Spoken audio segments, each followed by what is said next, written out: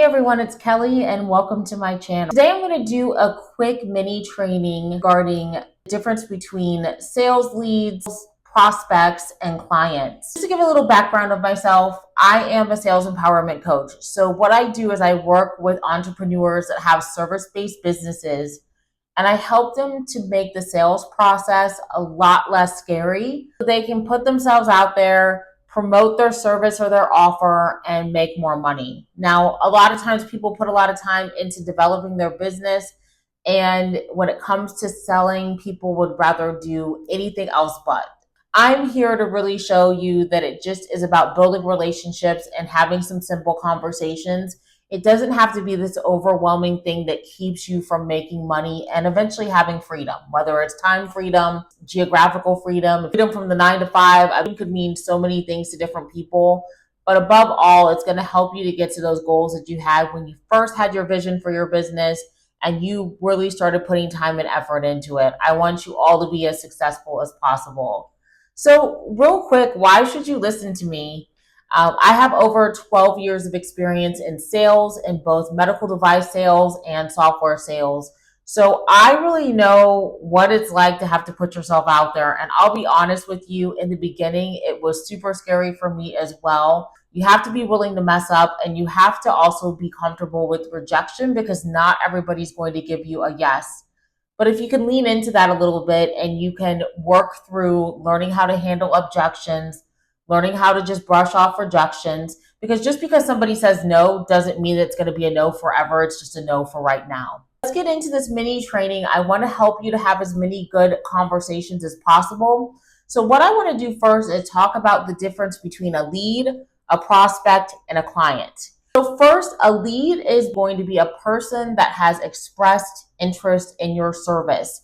Now, I primarily work with service-based entrepreneurs. So think of people that offer something that's going to be a transformation or that's going to give relief. So anything from a dog walking service to working with coaches or consultants, it's a service. It's not a tangible thing that they can just get in the mail, but it's going to be something where you are selling a transformation, right? So when you get a lead, you're getting somebody that's expressing interest in your service and they've probably provided some sort of contact information. So they've either provided a phone number, more than likely it's an email, sometimes it's through DMs, but they've provided a way to reach out to them because they're saying, hey, I'm curious about what you have to offer. Here's a way to contact me, even if it's just an email. So that's what a lead is. It's the very first step, first sign of interest. There's not a lot that's been done for those yet, but think of that as a lead. Next step is to try to convert the lead into a prospect. What a prospect is that it's a lead that's been qualified based on some standards that you have for your service that you offer. So maybe you're looking to see if timing is right, if it fits into their budget, if it's going to provide the results that they're looking for, if pricing is right, if you're talking to somebody that has decision-making authority. There's something that you're going to be looking for to make sure that you're on the right track for that particular lead to move towards closing them. So they become a prospect. You kind of pre-qualified them a little bit, knowing that, hey, this is a viable person to talk to, and there's a more likely chance that they will close once they become a prospect. Now, one thing I want to throw in is that a lot of times business owners will want to go from the lead to selling to them right away. I know that it would be great if it happened like that all the way, but it doesn't typically happen like that. And you don't really want it to. And I'll explain more on that a little bit later. But really right now, what you want to try to do is make sure that you're getting some qualification criteria met so that you have that prospect there. Because once you go from the prospect, you're going to be working on trying to convert that prospect to a client. The definition of a client is basically a prospect that has purchased from you and they've already engaged in some sort of sales relationship with you. So basically, they've exchanged money with you, they've set up a time for their first meeting. That relationship has already started, they've bought, you've been able to close them. Now, the client relationship, it's just the beginning. So a lot of times we think that once somebody closes, that's the end of the road. We've gotten money. I actually want you to start thinking of it as the beginning of a sales relationship. A lot of times more revenue is going to be made in a service-based business from your repeat clients. So you almost want to be thinking about, how can I continue this relationship with this client so that we can have long-term additional revenue from them? So you're going to want to build a relationship with them. You're going to want to make sure they have a good experience with you, that you're checking in with them, making sure that they're happy with the results that they're receiving. It could mean additional referrals from you, from people, because if they're happy, they're going to refer you to friends and family, colleagues for your service as well. So start thinking in terms of a longer term relationship there.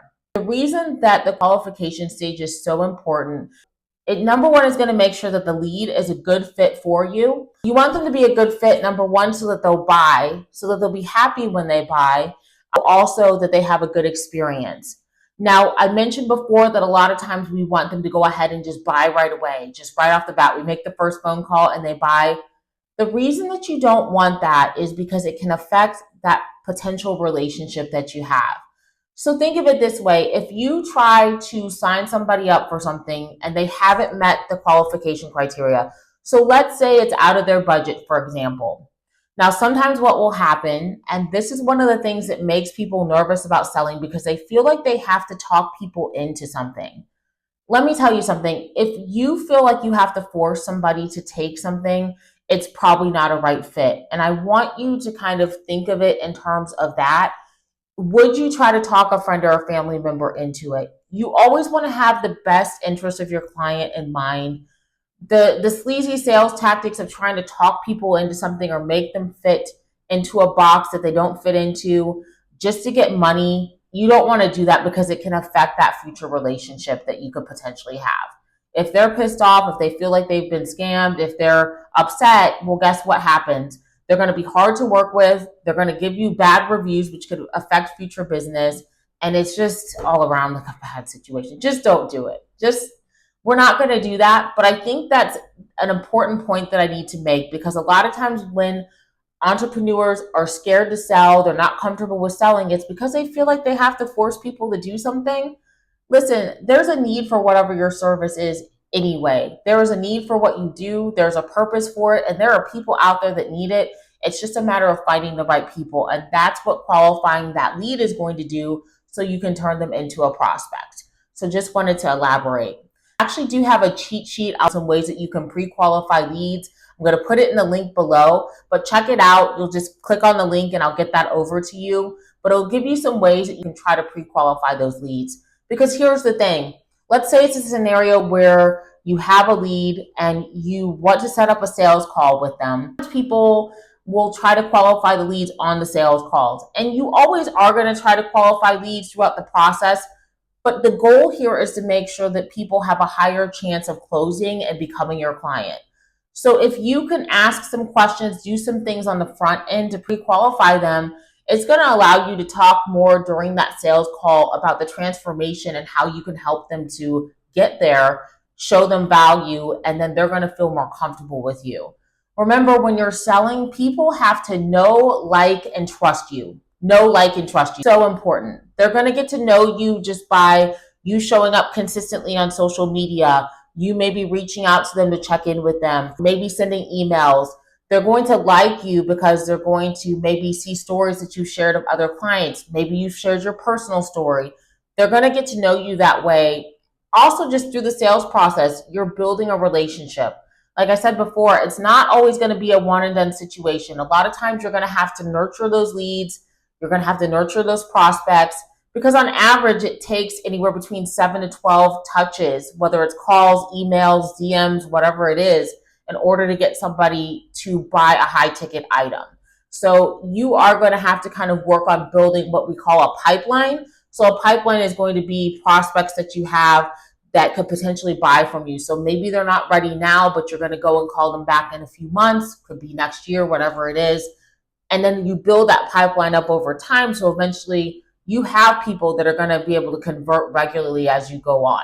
Make sure that you're thinking in terms of the relationship. That's what's super key here. So just remember the difference between the lead, the prospect, and the client. You don't want to skip steps here. You want to make sure that you're qualifying those leads so that they become prospects, so that they are possible better fits for you, and then it makes the path easier to becoming a client. Yes, sometimes you can convert them right away. If they've met the qualification standards, then that's perfectly fine. I also want you to know that there's going to be ways to see that they're going to be a good fit for what you offer.